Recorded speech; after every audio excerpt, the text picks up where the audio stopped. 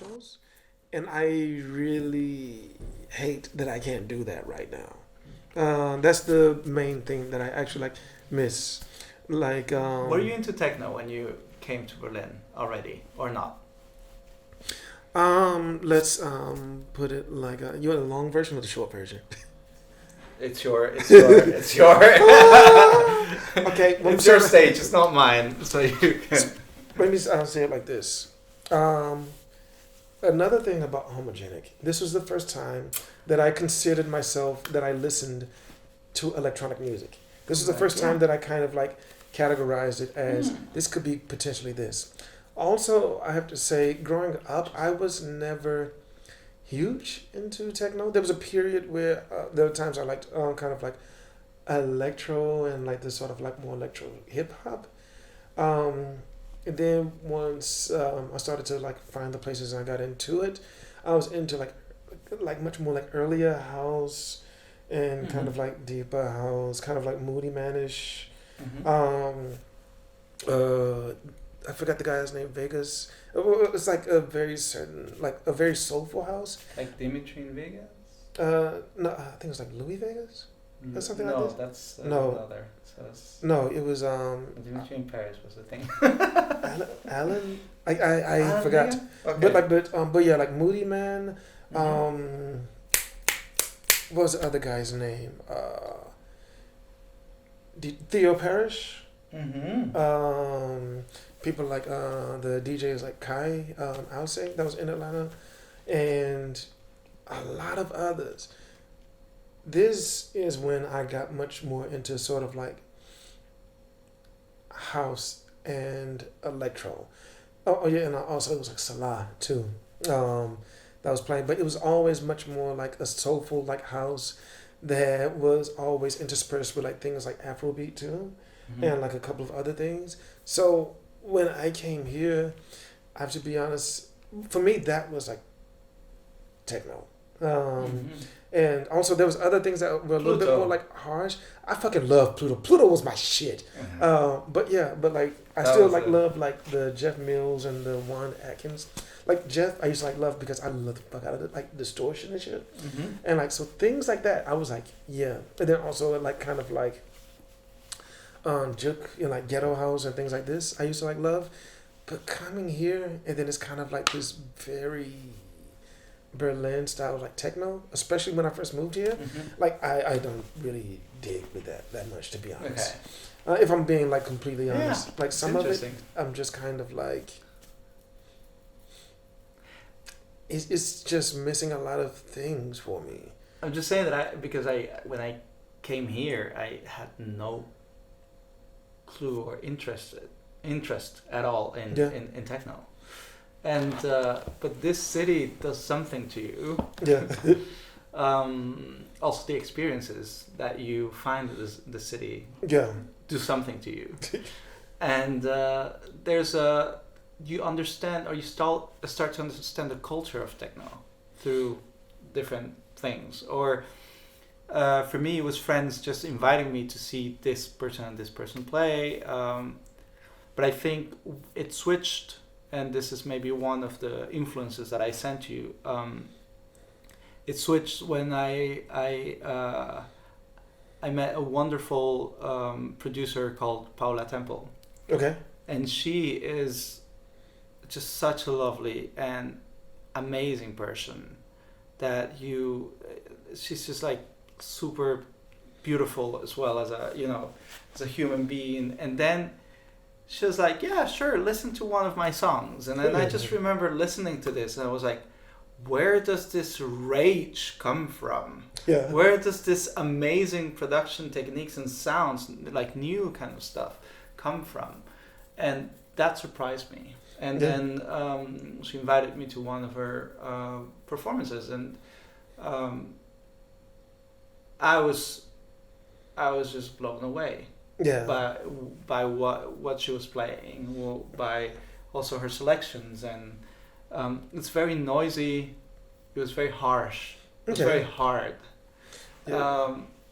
And I finally understood. Okay, this is the part of that kind of music that really resonates with me. Yeah, and see, this is the thing. Like, this is the part that I tried to access a little bit more. I think, but I still never found a whole lot in that way that I really loved a whole lot of.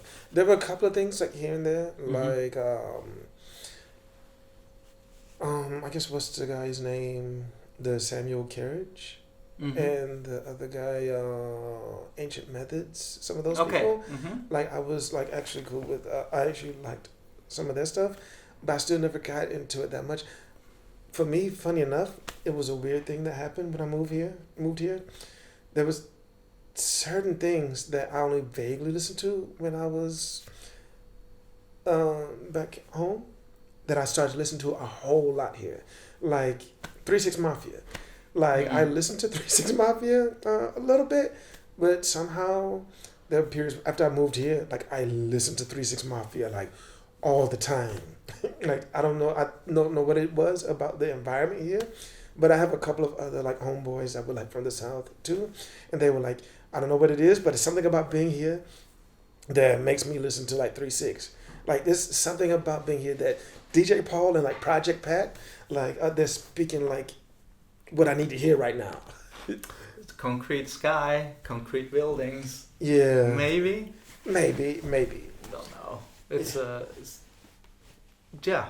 Yeah, it's hard to say. It's quite industrial, so to speak. Yeah, but I think the last show that I would have actually wanted to go to was like I actually always wanted to see Thundercat, and they tried to reschedule it for like yesterday. Moved over from March or May, but I pretty much kind of knew that wasn't gonna happen. Yeah, I mean, like, what was like one that you might have wanted to see that got canceled? The thing that I wanted to be at that got canceled was something that I go to every year since 5 years ago, 6 years ago. Is a festival. Oh, which one? It was Melt Festival. Okay. Because it's a fantastic mix of, for me, it's a fantastic mix of electronic music, in an open environment, and also a bit of indie rock and pop together. Yeah, I do remember that about the Melt. And that, because it goes through that whole spectrum of different kind of musics, and the team behind it has a I feel an understanding of what electronic music is also meant to be in such a big stage. Yeah. And knows how to put also like smaller acts in smaller stages where it fits better. Yeah. Is that whole environment of being just surrounded by a lake, being just in this place, Ferropolis, with all of these buildings that are, made out of steel, and just look the looks of it are, it's just incredible. And I've always felt really kind of at home there. As a festival goer, and just felt really, really good vibes from people, and was able to discover a lot of music. Okay. So I was very looking forward to discovering new music there. But this year, of course, it's not happening. I just very look forward. I hope that next year there will be a way for this to happen, and for me to discover a lot more. I mean, it's really funny because sometimes I feel that going to a show, I sometimes, or most of the time, go early just to make sure that I also see who's supporting the band. Yeah. Because it means two things for me. One, I'm maybe discovering someone new that I will really like. Yeah. Because probably the band itself chose who this person was going to be. Yeah. if it's like more an indie, smaller act, or it has some relation to the music. Yeah. And I think, yeah, I really enjoy shows because of that part of discovery as well. That part of also seeing the band play live versions that are a little bit different than what they do on the album. Yeah. You know, or trying to understand how they put together this like live as well. Sometimes it's what's exciting about it. Yeah, and that's I think something I definitely miss. All of the stream shows and stuff. It's unfortunately not there yet for me because it's like trying to replicate something that is not we're not able to replicate that feeling. Yeah, it just feels like it's something that's kind of it needs to be really different. missing. Yeah. Yeah, no, I definitely understand that. I mean, like, example, the boiler room thing. Like, I can understand the appeal of it a little bit, I guess. But, like, I never could really get into the boiler room. The only ones that I could really get into were when people were kind of, like, playing, like, very chill, like, records, basically. And it's just obviously just somebody there, like, just enjoying music and just enjoying, like, playing, like, different records. It's a different feeling. And which, in that case, it wasn't me sitting there trying to, like, watch people dance. It was actually me having almost like a personal, like, DJ bomb cleaning up the house if I didn't get, like, a record for the week. You know what I mean? Yeah. And so this, like, I love, and this was also another way to kind of, like, discover, like, new music as well. But I never completely understood the wider appeal of it. I mean, but I'm glad that they have what they have, and then it goes as it does. And I guess I'm saying that to say that that's what I equate the streaming of, like, music to. Yeah, but at the same time, I do have to say and admit that sometimes that I do, like, something I do love to do is to find, like, old, like, jazz concerts, and then honestly, every now and then that's something that me and my son do. We pull out the chessboard, have something to drink, and watch, like, old, like, jazz concerts, basically. Okay, well, I'm listening and I'm watching, but he's just there, like, taking it in. And, like, for me, I just feel, like, nice and peaceful. So I guess maybe what I'm saying with that is I can understand the problem with the streaming, and I don't feel like there's anything that's there that really resonates with me, like you were saying. But I guess that I'm just saying that it is possible, but I just haven't seen it completely yet. Yeah, I don't know what I'm talking about. Yeah, I think we will probably see an evolution of this when someone owns that space as a virtual space. Yeah. And not as a physical space that becomes virtual space. Yeah. That's, I think, the tipping point of this. Yeah. Like all of these virtual shows where you're actually kind of an avatar in this show. It's interesting. It's an idea. It's like going into this as this is different. Yeah. This is not the kind of, like, real show. Although I remember I used to buy the DVDs of the shows that I couldn't go to. So yeah. So it's also a question of you know, in Venezuela I was not able to see these bands ever live. Yeah. Because there was not the possibility of doing this. They never came to Venezuela. Yeah. So if you wanted to see them live, of course you, at the time where YouTube was not the big thing, you bought a DVD. You bought the DVD, yeah. You put it in and you saw the show. And you were like, yeah, and you invited your friends and you were able to watch a concert together. Yeah. You know? I felt that to be really, really amazing. It was not as being on the live show, but it was a sort of an experience like this. Yeah. Which I guess is still valid for a lot of people who don't have the possibility, like us being in a big city like Berlin, to be able to enjoy this show. No, this is true. So it's definitely bringing access to these people to the shows. But of course, if you think of the whole side of the music industry on like how is the artist being paid for playing and stuff like this, it's then still an issue. Yeah. It's like the streaming situation. Is you're still getting nothing for your music and really nothing. I mean, if you believe that when CDs were up there, artists were being ripped off, I think right now Even more. you might get a worse situation with the streaming. Unfortunately, in certain ways. I still enjoy physical products so much more, but there's of course the also the whole conversation about environmentalist and the whole. No, I do have to say though that like when you said you had everything on CDs, like still, like I was kind of like yes, because that's actually me.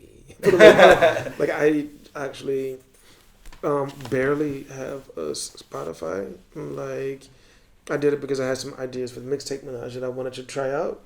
But in general, like I just don't have it. Other than that, I go to either a secondhand shop or HHV and get like a record, and like that's usually like my record for like that weekend. And I just, and I sit there and like when I'm cooking and like I'm cleaning, like I just sit there and like listen to like that one, and I have like a very special like wine or drink with it. But actually, I'm gonna try and like wrap up like real quick because I feel like it actually went longer than what I was thinking it was. Oh, we can keep on talking forever with me, but it's fine. Yeah, because actually I did want to go back to when you were talking about that you felt like you were making music, but you didn't have the patience for it in the beginning. But then based on the way that you were talking about like cooking, like I wanted to see like when do you think that you became like able to cook, basically? Like when do you think you got to a point where it's like, okay, I'll cook for somebody else. Like it's like not so bad. Like I'll invite somebody over. I just because like for me, like I feel like there's a lot of patience that's involved in cooking, and there's and also because like that saying about I'm not gonna say that. But like. I think like cooking has a very similar intrinsic value, and then there's like a very specific patience and awareness that's involved. It's similar, but it's shorter. You cook in maybe usually 1 hour or two. Like if you have something that is a little bit more elaborate and complicated. Sometimes, of course, there are dishes that can take you 24 hours and stuff. But if you do something, I love slow roast. Yeah, but sometimes like.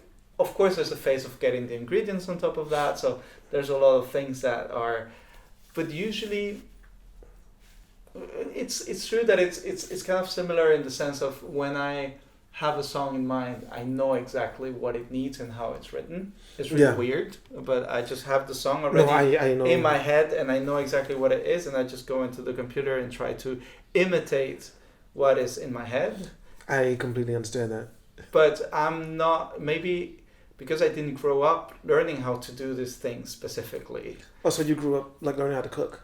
And learning how to cook was a different thing because I had to cook as a kid to my parents. Sometimes.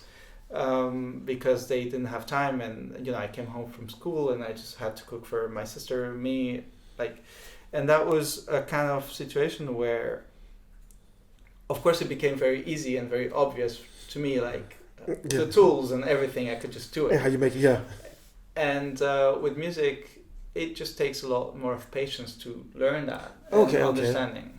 So I think if I would have learned how to cook music, since I was growing up, I think that I would probably be some kind of musician. Attempt. Bless you. Attempt to be a musician right now, but I don't. No, cool. That's just an interesting thing because. I think whenever somebody says that they don't know how to cook, I used to feel like I was somebody that didn't know how to cook either. To be honest, then I just kind of like realized it has something to do with patience and being able to like settle in to like what you're making. Basically, there's something like weird about settling into the moment, and like what allows you to do that. I don't know. That's what it is for me. Because yeah, like at one point, like yeah, when I was younger, like my brother would not even eat my food.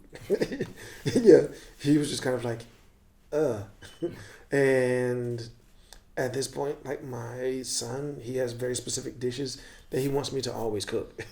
Like he always just has something he wants me to make. So I'm just saying that, yeah, I just got like better at it over time. But last two things I'll say is so last two questions are: do you have anything coming up that you want to tell everybody about, or anything that you need to promote? And B, well, I'll say the B part, but yeah, anything to promote? I think maybe what's important to say that I haven't said yet is I work with 3 artists. Yeah. One is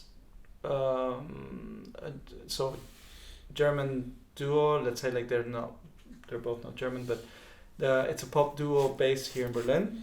They're called Mossoyo, and they are coming up with a record next week, next Friday, so the 23rd of October. Which Okay. I don't know if it makes sense here because I don't know when you're gonna release this, but they're coming up with a record called Loud and Shameless, and I think it's a very important record for them because it's a lot about how they've been treated and mistreated in the industry. Yeah. And in life. Okay. So it's a very personal record in that sense. So I think it's worth just checking it out if you're into pop and indie pop. Okay. I think that will be Mossoyo. And they're amazing. Nossoyo. Nossoyo. Okay. Exactly. Okay. Cool. Yeah. So they're amazing. I also work with an Icelandic artist, composer, actually, Okay. called Victor Orri Arnason, and he is coming up with an album next year. So I'm very excited about that. I'm very excited that we're finally, Yeah. I think, releasing it because it's been there for a while. But you know how contracts work when you're trying to put something together. And then the third artist is a fantastic electronic producer from the UK called Kayla Painter. And she is currently going to release a track that she did with input from Chinese artists, because it was a collaboration between British Council and a Chinese record label called Merry Records. Okay. And Worldwide FM. So they're all together, and they're gonna put this compilation of different recordings of different artists from China and the UK that were inspired kind of by each other's, called Distant Dialogues, and is coming out in the next week. Okay. And she's doing a lot of mixes for different radio shows in the UK right now, so it's all very exciting. Oh, cool. She plays a lot with acoustic elements, so recordings that puts together in songs. So it's I really enjoy what she does. So I hope you will check it out. So. No, I definitely will. Definitely will. And now for the B part. So, what's a song that you might have loved when you were younger that you might be embarrassed to admit now? I think there are no regrets for I like my it. part of anything. I like it. I own the fact that I love those songs, and I still love them if they are played somewhere. I think I grew up still in this era of Brit pop and Brit rock coming up, and I think weirdly enough, Oasis will be something that I will a little bit. I can see that.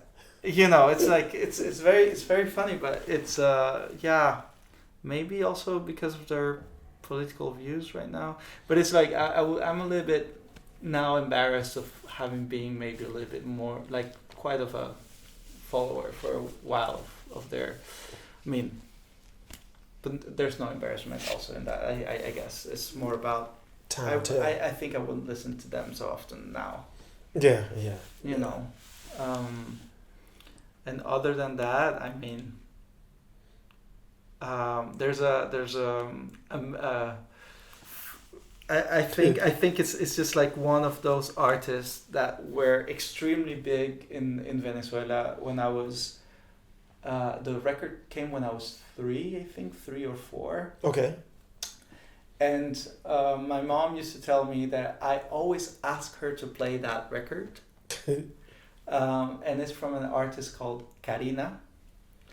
And the record is called the whole record is called Amor a Millón, and you can it's kind of what you when you hear these recordings and the whole thing, the production and everything at that time is very 80s. Okay. Super 80s, super pop. But what really strikes me is how dramatic everything is. Actually, it's like, can you sing a song actually? No. Oh, you can do it. You got the chops. I would. You got the chops. You can do it. You can do it. You can do it. But it's no, because her voice is so high, so it's like a complete different mood. But it's it's like it's just very like it's heartfelt. Yeah, right away. Heartfelt. So it's exactly message. A message. It's but it's fantastic. It's one of those recordings and tracks. You will probably be able to find this online. Okay. I'm just saying, like, if you would sing it, like, I would feel honored. Because I think you can do it. I have faith in you, Tonio. I have faith in you. I will need makeup for this. Give me 1 second.